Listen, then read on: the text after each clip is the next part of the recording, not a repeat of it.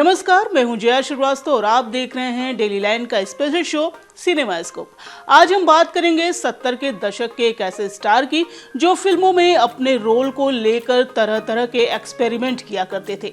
आज वो भले ही इस दुनिया में नहीं है, लेकिन उनका नाम हर पीढ़ी के लोगों की जुबान पर आज भी है। हिंदी सिने जगत के शानदार अभिनेता संजीव कुमार। संजीव कुमार एक ऐसे कलाकार थे जिन्होंने अपने शानदार अभिनय से हर किसी को अपना मुरीद बना लिया था। संजीव कुमार की जिंदगी से जुड़े कुछ सुने और कुछ अनसुने किस्से आपके साथ शेयर करते हैं। 9 जुलाई 1938 को सूरत के गुजराती ब्राह्मण परिवार में शांतिबेन और जेठालाल जरीवाला के घर जब एक बच्चे का जन्म हुआ तो नाम रखा गया हरिहर जरीवाला। पिता जेठालाल भगवान कृष्ण के भक्त थे तो बेटे का नाम भी हरिहर रख दिया। संजीव कुमार 3 भाइयों में सबसे बड़े थे। जेठालाल एक कारोबारी थे। घर में पैसों की कोई कमी नहीं थी।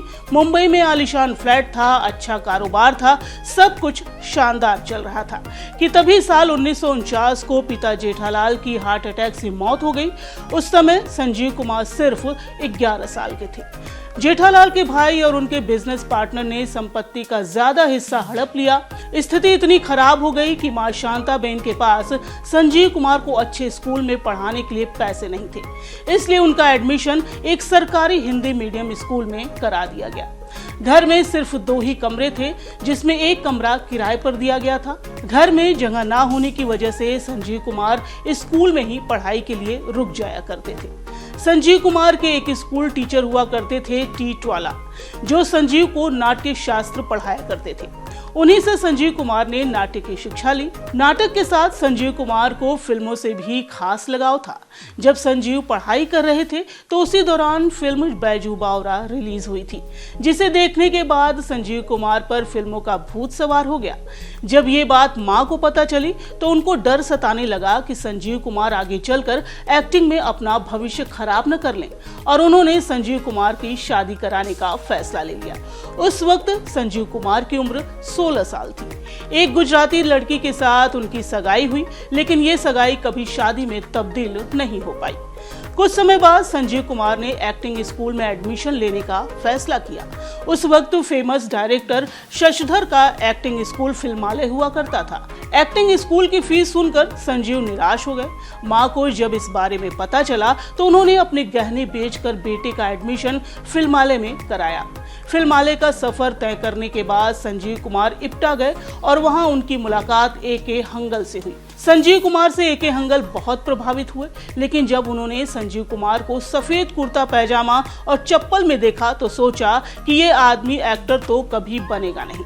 उन्होंने संजीव कुमार को ये कहकर टाल दिया कि जब भी मेरे पास कोई अच्छा रोल आएगा मैं तुम्हें बता दूंगा। खैर, एक वक्त ऐसा भी आया जब संजीव कुमार के बेहतरीन एक्टिंग को देखकर ए.के. हंगल को अपनी गलती का एहसास हुआ। नाटक और थिएटर्स में काम करके संजीव कुमार ने अपनी अलग पहचान बनाई तो उनके काम के मुरीद बन गए जमुना दास, जो नाटक के कपड़े उन तक पहुंचाया करते थे। उन्होंने कहा कि मैं आपका सेक्रेटरी बनना चाहता हूं।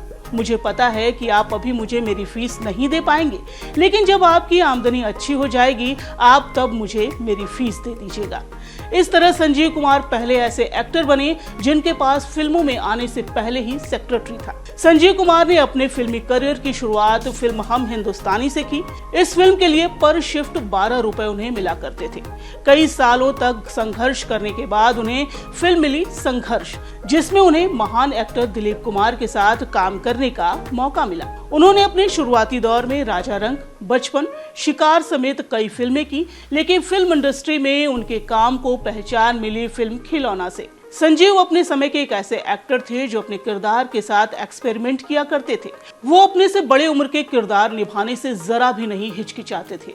80 के दशक में आई फिल्म शोले में संजीव कुमार के द्वारा निभाया गया ठाकुर का किरदार आज भी लोगों को अच्छी तरह याद है। संजीव कुमार की पर्सनल लाइफ की बात करें तो वो ताउम्र कुंवारे ही रहे। ऐसा नहीं था कि उन्हें कोई लड़की पसंद नहीं आई।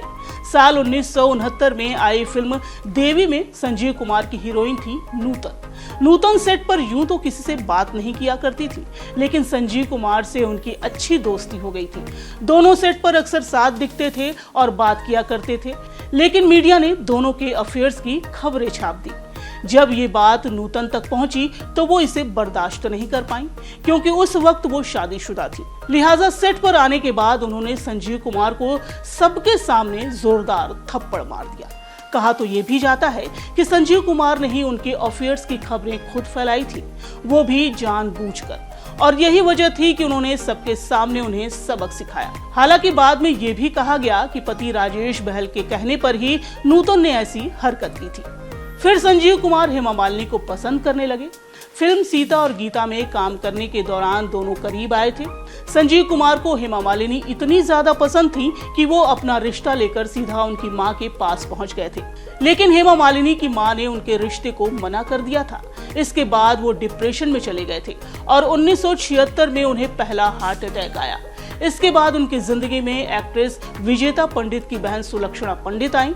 सुलक्षणा ने संजीव से अपने प्यार का इजहार किया।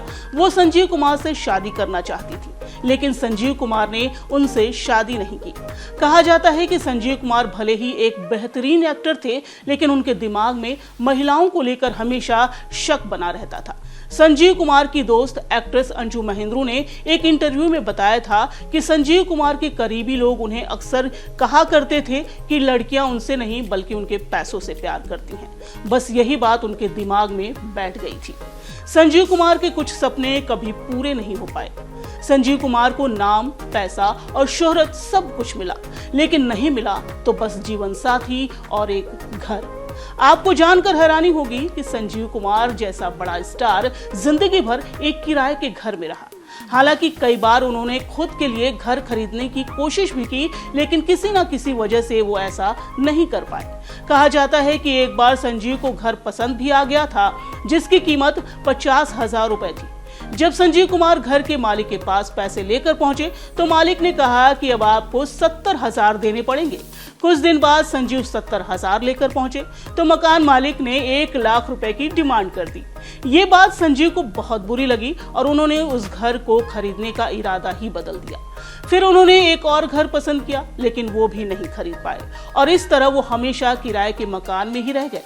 आपको जानकर हैरानी होगी कि संजीव कुमार के परिवार के पुरुष 50 साल से ज्यादा तक नहीं जी पाते थे।